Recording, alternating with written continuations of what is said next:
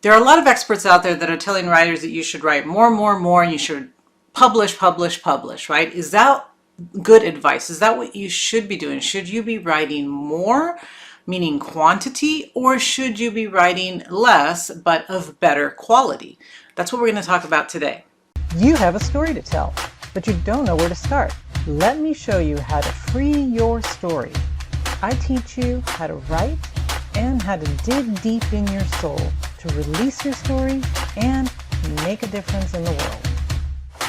Welcome to the Julia Monte channel. If we're just meeting, I am Julia Monte. I'm a women's fiction author, and I'm also here to give you some writing advice if you are contemplating writing your own book, whether it is fiction, nonfiction.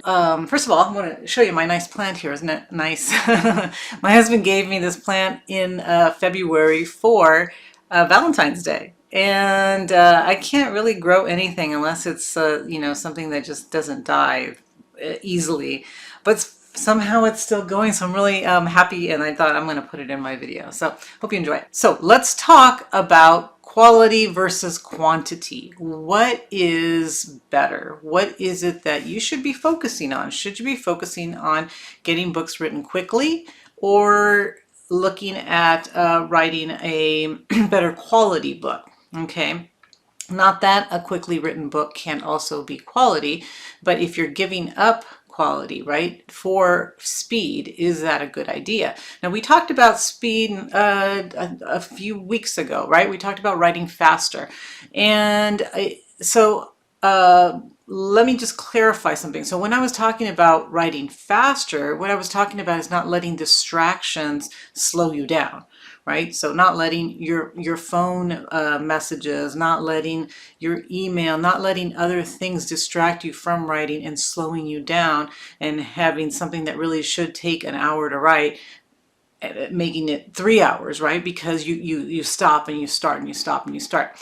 So I'm not talking about the same thing here. What I'm talking about here is just speeding through a book and not really focusing on the quality of the book, the developing the characters, developing the plot the way that you should. Okay, and the reason that I decided to bring this up is because I'm seeing a lot of stuff, as we've gone more to the internet, and many of us have decided to create videos and stuff.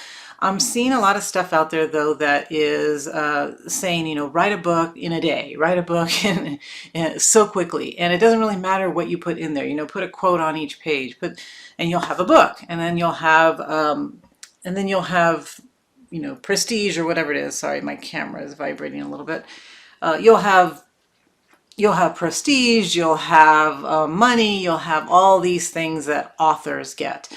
So I thought, okay, let me just put my voice in there, and you can think about it and believe what you think makes the most sense. Okay, but there are books that out there that somebody just put together on a weekend and then they published it, and I'm not sure that that's going to get them anywhere. So for most of us that really love writing and really love books, just throwing something together just to get it out on the market, or just to look like a professional, to look like an author, just you're not fooling anybody. Your writers know when there's a quality book. I might buy one of those books once thinking, oh wow, it's got an amazing title and it's got all these great things, but then once I really look at it and I think there's really nothing here, there's no content, there's no value to this, am I actually going to go back and purchase a book from that person again? Or let's say that a speaker comes to, I go to a presentation, there's a speaker there, and the speaker says, well, I've got this book, and I think, okay, well, let me see, and I get the book, but it's really, again, there's no substance to it. Is that really going to endear me to the speaker, to the professional, or to the expert? Most likely it's not, because I will think, okay, well then probably what they said up on stage is what they have, right? And then they're not adding anything else in this book. So I do want to caution you about that, right? So just be smart when people are offering you things, because sometimes it's not really going to benefit you. If you're, learn how to write a book in one day, sure, you could do that. But go collect a bunch of stuff and throw it in a book, and then it's a book. Is that really a book? So again, it's just something for you to think about. If somebody's telling you, pay a lot of money for doing this, it's probably not what it seems. Okay, so, but there are also, there's also other ways to look at this, right? So there are writers who just write fast, who can write books like once a month, and they really are writing a good book. And is it beneficial to be able to do that, to be able to write a book every single month and release it? Sure, if you are able to, you have the time to write full time, if you are really a good writer, right, and you can outline and then follow your outline and actually create the book and publish it more often, that's going to help you, because of course you're keeping your name out there and the readership is there, right? So you're getting your readers, and your readers are seeing a book and they're excited about that book because it was a good book. And then they come back and they see another book from you next month or 2 months or once a quarter, or however quickly you can put those out. Then it's like, okay, wonderful, here's another book by this author that I really enjoyed because it was a good book. Then they will purchase that book, right? And then, oh wow, here's another book by this author that I like. So that is that's a good way to do it. That's a right way to do it. If you can write fast, right? If you don't get distracted and you can write faster, and you can create more books that are well developed, that serve the reader, then it's going to benefit you. Otherwise what, right? Otherwise, what do? Do you write slower? Well, yeah, if you write slower, then that's what you're going to do. And it's going to be a different type of book. You're going to do other things to keep your readership, but you're going to produce the book that you are capable of producing, right? So it's not good, in other words, to write a really fast book if it's not your thing. If you really can't do it, if you're not going to provide a quality book, you are better off slowing that down, writing a book that is of good quality, that you really that you're really serving the reader, that you can be proud of, that you're not just throwing together just to get another book out, but that you have a good book. I think readers would much rather read one book per year from you if your book is good than if you are just producing books quickly because you feel that the market needs you to do that. Okay, so that's just one thing to keep in mind, is that if you are a fast writer, if you're good at what you do, then you can probably write faster, and you can, and there's no problem in having more books out more often. However, if you need to slow down for whatever reason, for me, I need to slow down because my life is so busy, right? If I had full time to write, I could definitely write a book within 3 months. This is what I used to do. But now my life is really complicated and, and busy. And so if I tried to do that, it wouldn't be a very good book. So for whatever reason, I need to slow down. Some other people may need to slow down for whatever reason. And that is okay, right? Because you're creating a better book than if you're just trying to rush through it. Okay, so let's talk about quality writing and what does that mean? Okay, so for me, what a quality book, a quality novel is that it is giving me what I want as a reader.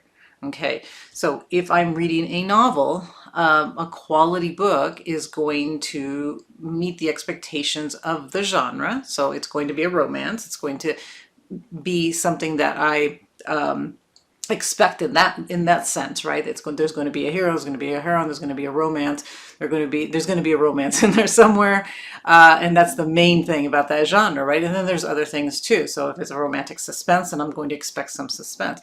But basically, it's going to give me that experience that I'm looking for, right? So in a novel, we're looking mostly for an experience, an emotional journey, and if that book is able to do that well, meaning that it meets my expectations, I'm captivated by what's going on the pages, I'm curious, I'm interested, then it's probably going to be written in a good way. It's going to be a quality book for me. Also, if I'm reading a nonfiction book and I'm looking for information, I'm looking for inspiration, I'm looking for a certain thing in a nonfiction book, then if it meets those expectations, right? And that's mostly what we think about when anything is of any quality, when we're doing a review, when we're doing some kind of evaluation. That's what we're looking for. We're looking at for certain things, right, that meet certain standards. And if they meet certain standards, then we're saying, okay, then, you know, it has these criterias, it met these standards that I wanted, so I think it's a good book. I think it's a good novel. I think it's, you know, a good author. So that's how we tend to base not only books, but everything, right? So if I'm buying a new computer, it's kind of the same thing. Does it meet certain standards that I have for computers? Does it have what I need it to have? Is it at a value that I can afford? Is it something that isn't going to break next month? Right? So it's got certain standards that I look for. Okay, so what else? What else is quality writing? So one thing is that it meets my expectations as a reader. And then the other thing, I think, is that it does it in a skillful or artful way. So that it's fun to read, it's interesting to read, it's unique, it's got certain twists and turns that were unexpected. The writing is really good. The writing, you know, touches my mind and also touches my heart in some ways, right? Or I read a sentence and it's like, wow, I wish I could have written that sentence, right? Whenever I say that, it's like, I know that this is a good writer because I want to write that way, right? I want to be able to emulate that type of writing. So it's like, that was beautifully said. I love the way they did that. I love the way they wrote that scene, because of the way they describe something, because of the words that they use, because of the style of this author, because of the voice of the author. So all of that goes into creating a really good quality book that captures my attention, captures my interest, and makes me want to read more. So let's talk about those elements a little bit. One of them is voice, and it's always a difficult one because people, you know, will say, well, what does that mean? What is the voice? How do I develop my voice? I don't understand that. Okay, so the voice is really just you. It's the way, it's your style, it's the way that you express things, it's the way that you write your sentences. It's really you coming through, and that's going to be unique to everybody, and it really should be, right? So it's going to sound different to the ear when you're reading one type of author compared to a different type of author, and you have your own style, your own way of saying things and describing things, and that's one of the things. And of course, that's something that can't be taught to you really, except to tell you that you need to be yourself, right? How is it that you like to write? And you can look at how other writers do things, how they write, what their style is, and say, okay, I kind of resonate with this type of style. I really like the way that this author does it. I think that I write like that person, right? Or I think my voice is similar to that person's, and that's fine. To kind of say, okay, this seems to be my type of voice, so that if I try to write with a different voice, just because maybe it's popular, I can feel that it doesn't feel like me, right? It feels different because I write more like this other person, right? I feel like more, I think the best thing would be I write more like myself. I write more when I'm trying to not use words that I'm not familiar with or that just don't sound like something I would use. It's different from using, having your characters say something that's different from you. That really is what you should do. Your characters are individuals also, but you as the narrator, the way you present your story is your voice, right, in the story. Okay, the next thing I think that makes a really good quality book is the unique ideas that writers have. So if you allow yourself to, think, be creative, and come up with your own ideas. Again, not trying to imitate the market, really, just saying, okay, I have a story for this. And it's an interesting idea. I don't know if it's going to work, but this is what I want to write this story. Or I want to provide some information to my market. So if, for example, I am a fitness instructor and I want to write a book on, health or, fitness, then I don't want to do what's already out there. I mean, obviously there's nothing new, I think, again, I'm not a fitness instructor, so there might be something new, but there's a lot of the same stuff out there, and that's perfectly okay because we want to repeat things. We want to buy books on different things and have different people tell us, yes, this is what you should do. Yes, this is what you should do, right? And if it's similar enough, there must be some truth in there, right? This is what you should do. So it's not a bad thing, but the way that you present your book, the way that you write it, right? The way you write your fitness book should be unique. You should have some interesting ideas. You should have something that already isn't out there, even though you're going to have a lot of things that already are out there. Okay, so having those unique ideas, I think, makes you stand apart. As a fiction writer, kind of the same thing. There's many books that have already been written. You're not going to be writing something completely new and unique. I don't think. You might. But most of the time, what's going to happen is you're writing within a genre, themes that have already been written about, but you're writing it in a different way. Your ideas are slightly different, and that's going to be something that captures your reader's attention. Okay, so that's another thing I think that creates a quality book, is something like, wow, I've never thought of this idea quite the way that this author has presented it, or I've never seen a story about divorce written in this way before, right? So it's really make it feel like it's brand new, even though it's not, right? Even though the theme is still the same, even though the story has been written, it can feel new and it can feel unique if you write it in a unique way. Okay, and another thing I think that creates a quality book, especially if you're writing a nonfiction book, is that you include facts and data that help me to understand what it is that you're saying. So that's why I think the idea of like, yeah, just throw a book together in a day, in a week, and you'll be an author, kind of annoys me, because I don't want to buy, as a reader, I don't want to buy a book that was thrown together in a week and just, tossed in there, because that means the author probably did not spend the time needed to create something of value. Did they include facts and data? Did they just quote a bunch of other people? Or do they know something and they actually added those facts and that data that I need to know? So I think that's quality. So including that information. I think it also comes from, teaching college, and it's like, no, you can't just throw something in there. You have to have the evidence. You have to have the facts. You have to have sources of somebody else that is backing you up. Well, if you're writing a book, a nonfiction book, you want to have that, right? You want to have that information. Fiction is obviously different. But again, you want to have things in there. If you're saying something, if your character is a mechanic, you want it to sound like they really are a mechanic, right? You need to do your homework so that it sounds like the person knows what they're doing. Okay, even if you, the author, are just kind of guessing, or you don't know a lot, you know enough to write the scene, that's fine. But your character has to sound like they actually know what they're doing, that they really are a mechanic, that they really are an actor, that they really are whatever it is you're saying they are.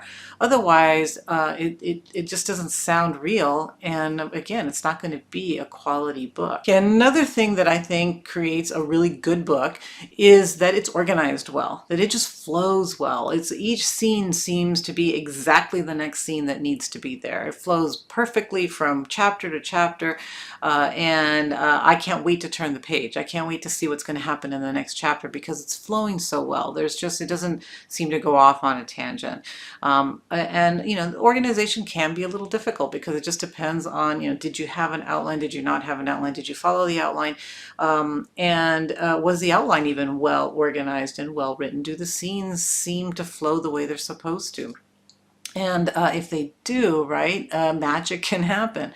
With a nonfiction book, is it organized well? Do you have the information and the facts that need to be in there in the order that they should be in there, so that it makes logical sense when I'm asking a question like, okay, well, how did this happen? The next chapter is answering that question, whether it's fiction, whether it's nonfiction. It's just organized in a good way, and it flows the way it should. And I think the last thing that I think is super important to make it a really good quality book is that it's focused and clear. So again, whether it's fiction or nonfiction, it's focused on a topic. What is your book about? What are all these scenes leading to? What is my final feeling or image or understanding that I'm going to have at the end of this novel? And the same obviously with nonfiction. We need to have a sort of essential thing. What is it that you're telling me? Why are you giving me all this information? Why are you providing all this data? Why is it that you're even talking about this topic? If I'm reading a book on nutrition or fitness, then at the end of this book, I want to know something I didn't know before. I want to be able to implement something that will help me, right? To eat better, to be more nutritious, to have more motivation to do it, to have more whatever I need, right? So it's something, even if I don't do it, because most people that read nonfiction books end up not doing stuff. You know, we're all guilty of that because it's like, yeah, we have the greatest intentions, but by the end of the book, whether I ever implement it or not, if you as the author presented all the things that I could do if I motivated myself and I did it, then you've done your job, right? Whether the reader actually goes and does it, right? Whether I actually go out on that run that you tell me to go on every day, or whether I eat, you know, or avoid sugar, whatever it is that you said I should do. If I don't do it, then I'm not going to get the result you're telling me. But if I do it, I will get the result that you do, because I'm listening to the things and I understand the facts and I understand the background, and you've given me all that information. And now it's up to me to go do it, right? With a novel, you've presented everything. You've created the story, you've created the emotions, you've created all of that. And if I read the book at the end, when I close it, I should feel like, oh, yeah, I see the point. I understand what love is now. I understand what it's like to be, you know, a child actor. I understand whatever it is that you're showing, and you know, to be married, to lose my husband, to, you know, to fall in love again. Whatever it is that your book is about, it should have that one focus all the way through. It can be multiple little things, right? We can have small subplots, but as a whole, your book should give me a focused understanding of something. All right, so I'm saying is, whether you're going to write one book a month, one book a quarter, one book a year, one book every 2 years, and whether you're going to write, you know, publish a lot, or whether you're going to publish less frequently, make sure that you're not giving up quality books, quality writing for speed, because that's not going to help you. It's not going to create the readership that you want.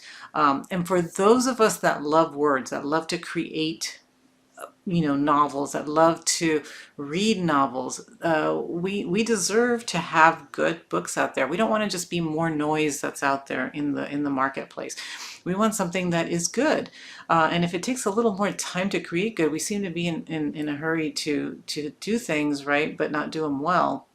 So if it takes us a little bit more time, so what? Take that little bit more time, because I think it will be worth it.